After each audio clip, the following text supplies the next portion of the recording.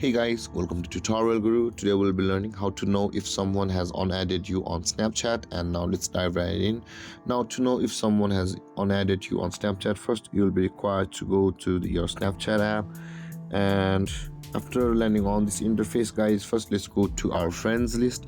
Now, in order to go to our friends list, guys, at the top left corner of your screen you can see a Bitmoji icon. Tap over there, and from over here scroll down until you can find my friends. Tap on my friends, guys. So you will be only able to know if someone has unadded you on Snapchat by going to their profile. So let's go to my friends profile over here.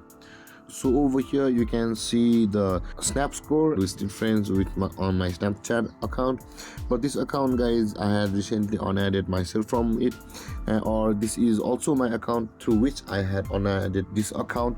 So over here, guys, on this interface you're not able to see the snap score. One way is to find out if someone has unadded you on snap score is by going to this account where you won't be able to see the snap score, and this way you can know if someone has unadded you on Snapchat. And there, guys, this is how you know if someone has unadded you on Snapchat.